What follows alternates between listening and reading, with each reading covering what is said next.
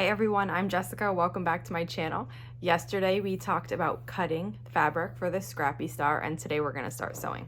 So let's make some blocks. So here I have some of my cutout fabrics, and these are my 2.5 by 4.5 inch rectangles. I have a variety of prints, a lot of the same. This is the fabric that I cut out of yardage, and then these were cut from some pieces of a fat quarter that I had left over. It was like a mix it up by Moda, so it's a couple different low volumes that I thought would look nice in here. And then we have the ones from the layer cake, which look like this. Now you can mix these up any way you want. You can do, 4 of the same. You can do one different for every single one. But what we're going to start out is with our flying geese. Now the fastest way to make this quilt is to make all of the similar units at once and then move on. So that would be to figure out how many stars you want to make all of the flying geese first.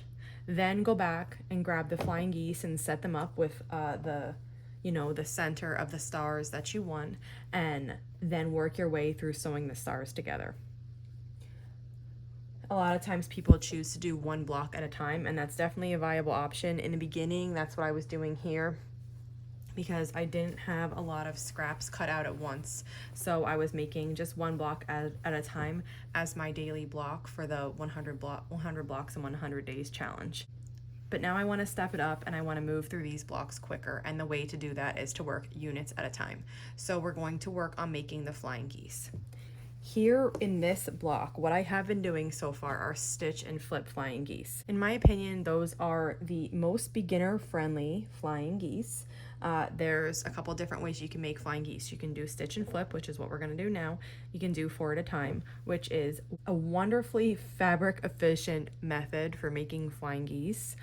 And then you can do something like where you make the pieces bigger, whether you do the 4 at a time or the stitch and flip, and then you trim them down to size to be really accurate. If you're struggling with getting accurate flying geese, you could use foundation paper piecing, a flying geese template like that to do them.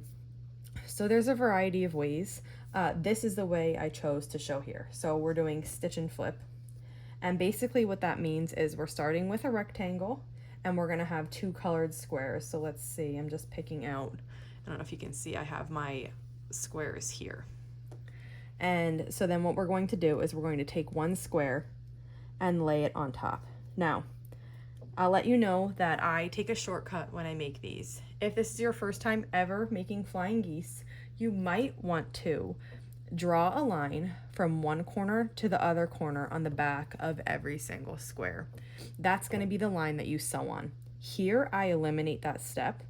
I match up the square so that it's aligned on the top, the right, and the bottom. And then what I do is I take the top corner and I align it with my needle, and then I take this bottom corner here and I'm going to align it with this line that I have drawn. Now I drew these lines on my machine. There is a video about it here on my channel, but basically this first line is in line with my needle, the second line is a 1/4 inch over, and the third line is a 1/4 inch over from that. And this eliminates the step of drawing the lines on the back. So what I would do is I'm going to get that top corner lined up really nice with my needle, and then the bottom corner, which it's a little bit difficult to see here because of this pinked edge, but I'm going right for here, and that's going to be in line with this line. Then I'm going to start sewing.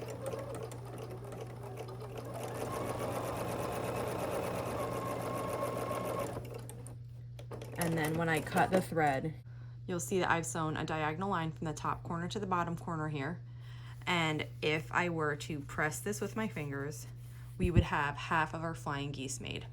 Now what we're going to do here is just trim this away. So you can do this with a ruler and a rotary cutter. I usually do it with scissors. This does not need to be exact, this part. You don't have to do an exact 1/4 inch. I'm estimating a 1/4 of an inch here. And I went a little bit bigger. So now when I finger press this open, half of our flying geese is done. You can choose whether you keep this and get rid of it. If the pieces are too small for you to make a block out of, Fabric scraps are really good for stuffing things. You can stuff pillows, you can stuff pin cushions, anything that you need like polyfill or something to stuff for, you can stuff it with scraps. So even if they're too small for you to sew with, you can still use them in a nice way without wasting them. That's a comment I often get with stitch and flip flying geese is you're wasting so much fabric. But I actually don't think I'm wasting it. I'll use it in a future way. And this is my favorite way currently to make flying geese. Now I do also love the 4 at a time, but I find myself going to this one more. So now I just repeated the process. I put the square on, I matched it here, here, and here, and then I sewed from this corner to this corner. And before I trim, I'll just show you. This is what it looks like. So now I'll just flip it closed. I'll trim with my scissors. And then I'll finger press this open. I choose to finger press and not press with an iron. I find a lot of distortion can happen with an iron, and finger pressing eliminates that.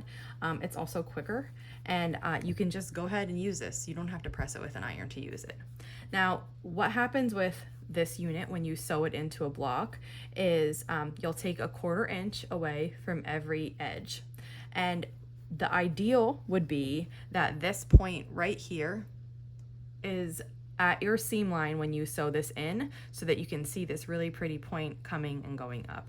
Now, sometimes with flying geese and all points in quilt blocks, those can get sewn over if you don't have an appropriate seam allowance. So something you'll want to practice is your seam allowance. You want to make sure that you have a 1/4 inch from this point to the edge. And that way when you sew this together, your point will not get chopped off. So let me show you one of my other ones.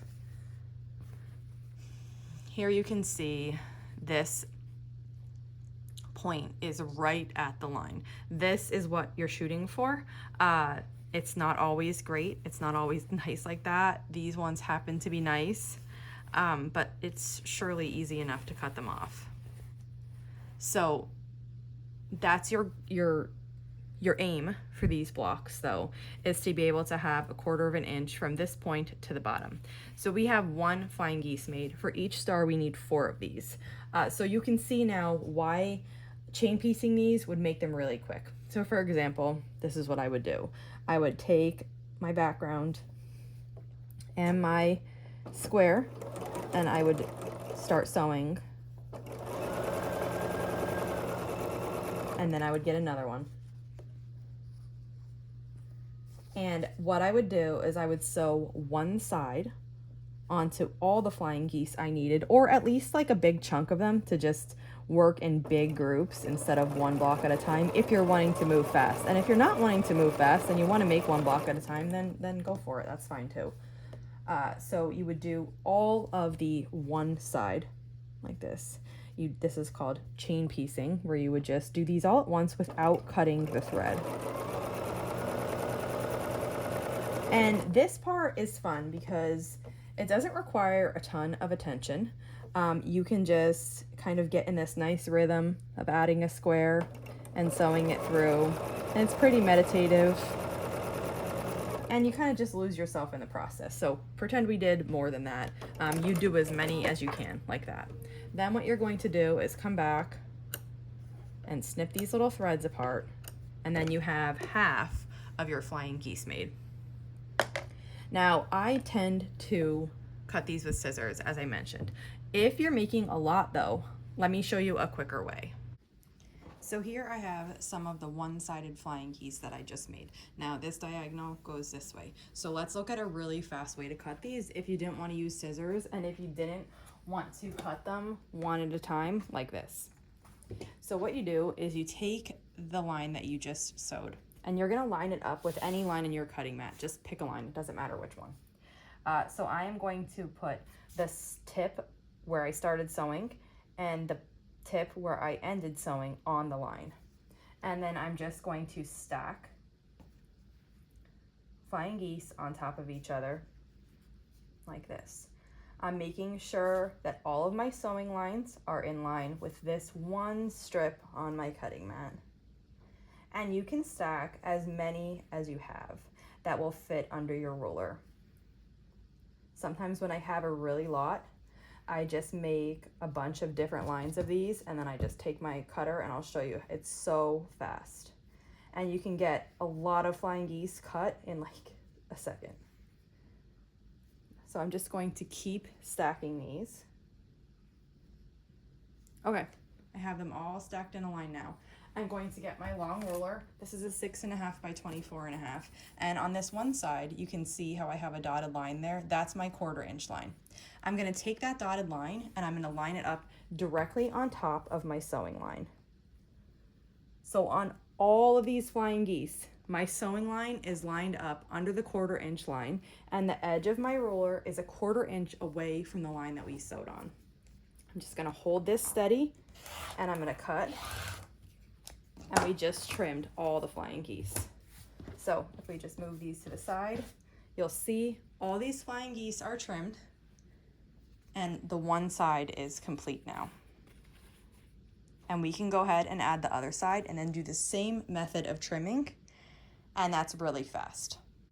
Now that we have one side of our flying geese done, we need to repeat that process to get the other side done. So what I usually do is I finger press the side that we just finished open. Then I take the other square. Now you can decide to match or not match the previous square that you put on, and you're going to do the same thing where you match the bottom, the side, and the top. Now we're going to repeat the process of sewing from one point to the other point. If you're uncomfortable or don't have the lines drawn on your machine, you can draw that line with a pencil, and then you're just gonna sew right on top of that pencil line.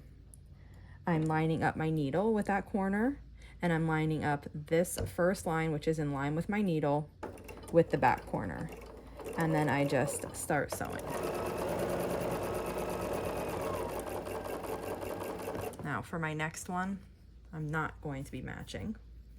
I have this pink and yellow and brown print, and I'm putting on a brown flower. And I'm just going to repeat the process. Sometimes when you have edges are pink, it's hard to tell exactly where the point starts, so kind of look at the piece underneath to determine. And you just keep doing this until you have all of the other sides onto your flying geese. Then you'll cut the thread and you'll cut these apart just like we did before. Some of mine are really close together and some of them have a little bit longer of a space. This makes really efficient use of your thread because you're not cutting it between every single one. And it also just makes quicker work. Once you have them all cut apart, depending on how many you made at once, you can choose to cut them with scissors or to do the same method that we did before. Let's do that same method again so I can show you. Now having this little bit here and this part that's not pressed does add a tiny bit of bulk, but it really doesn't matter. And a good finger press makes it lay nice and flat. So I'm going to take this diagonal line and line up with a line on my mat. And once I have one done, I'm going to repeat the process. Once I have them all lined up on this line, I'm going to get my ruler and I'm going to again take that 1/4 inch line and put it directly on the line that we sewed on. And then I am going to cut. It's important there that you hold that ruler down with a good amount of pressure because you don't want anything to slip. And now you have all of your flying geese trimmed. So if I finger press this open, our unit is ready to go. You can take these and now make them into the stars. Now, if you want, before you start sewing, you can go ahead and gather the 4 geese that you want to use in one block. So say, for example, I wanted to use, let's just say this brown. Maybe I didn't want the blue, but I'll take the yellow. I'll take this blue. And then let's say, I'm gonna use this other yellow. This is gonna be a mostly yellow block. Gather those, and then if you wanted, you could flip through your centers and pick the one that you want to go with it. You can do it that way, or you can just do it randomly. You can grab a flying geese. You can get, now over here I have my corners.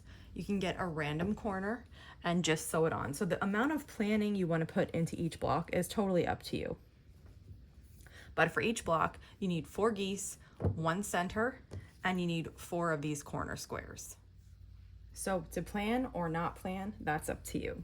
I have 4 corners here, and I have the ones I just showed you.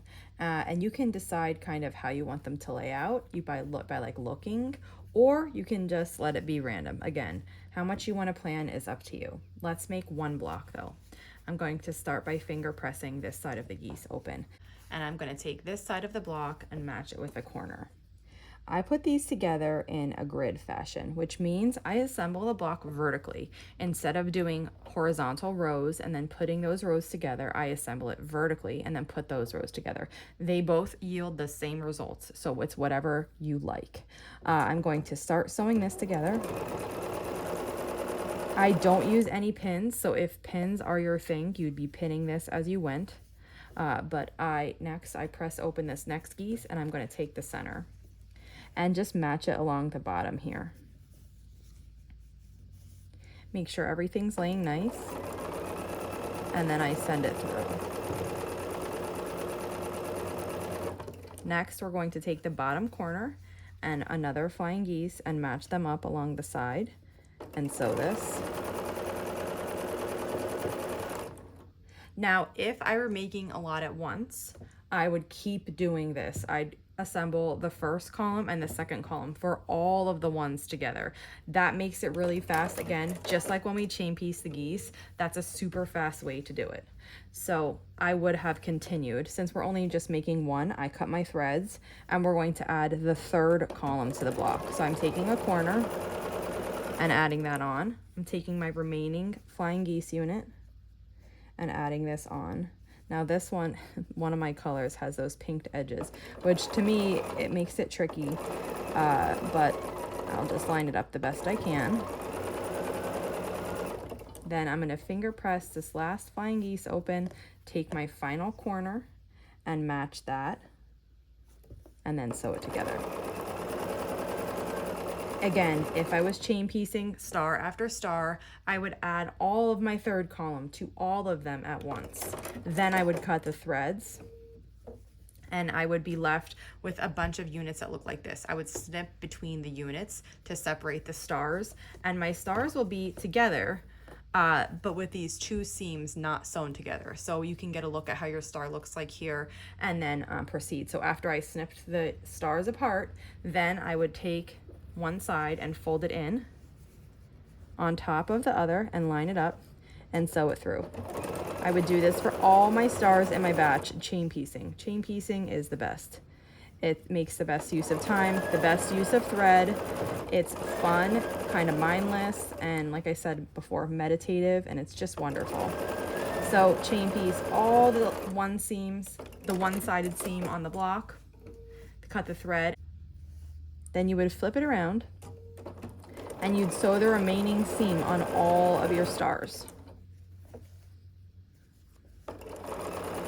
And after you sew this remaining seam, then you could cut all of your stars apart, and you will have your finished star blocks then. So if I did that by chain piecing, I would come in and I'd cut all the 2 threads that are holding each of the stars together. Then you can open each one up and take a look, and you have all your stars made. So these are the 2 blocks that I just made. Now let's press them. I have not pressed them at all in any step. So what I do, sometimes it has a tendency to just go in a little bit here. So what I do is I just get it to lay straight.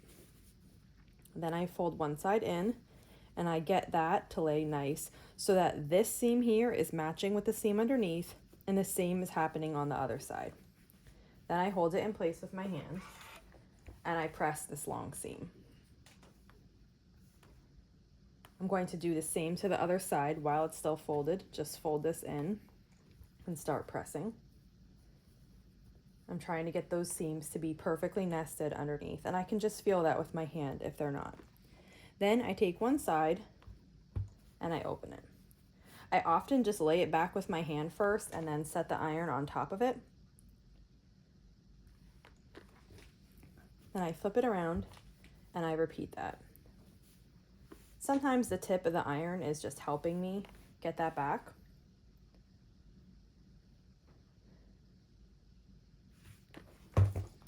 And that's one block. Now I'll press the other one. I'm gonna do it exactly the same way. I just give these sides underneath a little bit of a tug, just a very gentle one. We don't want to distort it. I just want it to lay the way it should. And it has a tendency, like I said, to kind of shrink in toward the middle. And if you wanted to just go ahead and press this one open right away, you can. Then we'll rotate the block and just repeat the process.